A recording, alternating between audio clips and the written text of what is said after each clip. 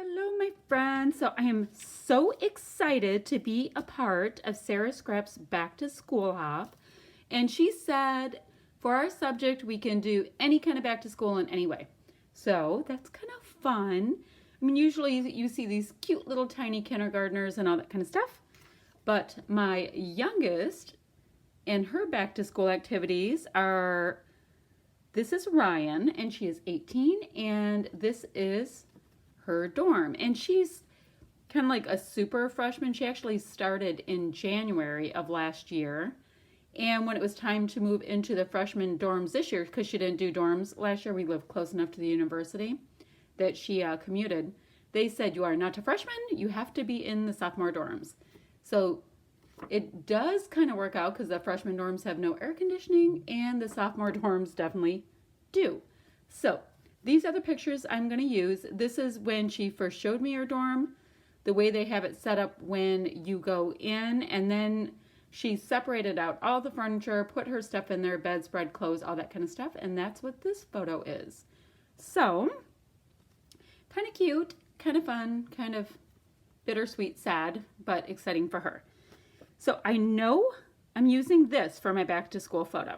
Then I am going to make that my mini kit Monday kit. I was getting it a little tiny bit. You saw my kit reveal. You saw that these were the papers that I have left. So I am going to do something definitely with this. This is Vicki Boutin, is where I wanted to start with my How to Kill a Kit with Style stuff. And one of these, I know it's kind of hard to see, one of these sets of words are going to be my title. So it's either New Day, which does sound correct for what she's doing, probably New Day, or Say Cheese. And I'm going to play up some of the Vicki Boutin stuff as I go along with that. And then I decided to use, I'm charging my phone right now. Okay. I decided to use this sketch right here, and I'll go ahead and put it about right here on my screen so that you can see it while I create. This is a redefined creative sketch. It's a little older, a few weeks back, but I like it, and I wanted to try to use it. It's using a 4x6 photo, so I might, see right here, I might go ahead and just leave those in a block. I don't always do that, but I can zip along with this and see how it goes. Okay, so that's what I'm going to do with that. It has a lot of fun elements that I really like, so I think I can get a little traction with it, and we'll see where that goes. So I'm going to go ahead and fast forward the next bits of this, because I know the paper I'm using, I know the subject I'm using, I have my photo printed, but there's a little bit more work to do considering I don't have a 12 by 12 sheet in here yet and all that kind of stuff. So I'm going to pick out a few more supplies, come back to you in just a second, and voice over the next bits. All right, here we go. All right, so I'm going to use this really great elephant gray cardstock for the background that was in my kit, and I think it was in my kit. I don't know. Sorry about all the movement. Clearly, I have a dog bumping a tripod. And I'm going to use as much as I can of the last bits of Vicki Boutin paper that I have. This is literally all I have in my entire stash, which I could not believe. See, I wanted to have, use a good amount of Vicki Boutin in my kit for this month. And the funny thing is that I had very little. Like, I have embellishments, die cuts, I have puffy things, but yeah, really low on paper, which must mean that I love her product. All right, so I'm going to go ahead, as you see, and try to get the block put in here to get the base of my layout. So, I flip it a couple of times just because I'm trying to figure out how to best use up all my scraps. I don't mind scraps because I really love making kits based off of scraps and all that kind of stuff. But this is one of those things where I was like, I am going to try to get real traction on these papers. So I've gone ahead and matted my photo on this great black and white paper. I did go back and forth on what side I wanted to use for this for the main block in the photo, but I think I end up staying with the green. And now I saw this scrap that I had that had these really cool textured circle bits, and I decided to fussy cut some out and make them a fairly strong element on my page. So I did that, and I also really liked the same circle paper to do that area with the fishtail banner as well as the arrow kind of banner piece. And I decided I didn't pay attention enough to wanting the arrow piece until after I had already cut out the fishtail piece, so I had to go back and match them up. So I'm attaching or getting close to attaching my block. I just wanted to make sure it's pretty square because I am really not used to using solid colored cardstock as a background. And I like how clean it looks, but it makes it feel for me like it's super plain. I love when I see people's super clean minimalistic layouts and they're restful and gorgeous, but it's not generally my style. I am one of those how much pattern paper can I possibly get on a layout kind of girls. So, really long explanation for not a whole lot of substance there. Anywho, so I'm just going ahead and making sure that my T-square ruler will make this nice and square. I think I need a new T-square ruler. Anywho, I'm putting that on and I'm gonna go ahead and make sure, like I said, that I have that bottom piece. That's more of the arrow piece on the bottom of the fishtail. I really like the way that looks. I haven't done that before. So now I've wanted to start auditioning some of these great die cut pieces that are in the Vicki Boutin collection, and I'm finding lots of bits that are somehow perfect for this. I love it when you start using a kit or a collection that you've put together without, really looking through everything, and the pieces end up being spot on for what you're trying to convey. Now you see I went ahead and used New Day for my title, and I just put that right on top of that really great piece of, I just had a scrap piece of that Vicki Boutin paper, and I'm going ahead and getting my journaling on my page on this die cut piece. I generally journal as I go. I don't know if I would ever go back and journal, a stack later on. So it's just good to know yourself and to know that it's just not going to happen. So I'm going to go ahead, that piece right there, and pop it up just on a little bit of foam tape, not a big deal. And you do see that I went ahead and added in that piece of yellow frame towards the top middle of the layout. My daughter is wearing a mustard yellow colored shirt, so I thought I should play up that color a little bit. This camera piece here, I believe that's a piece that I had fussy cut out previously to use on a layout, and it didn't quite make it on. So I'm very happy that it was able to get some new life breathed into it and used.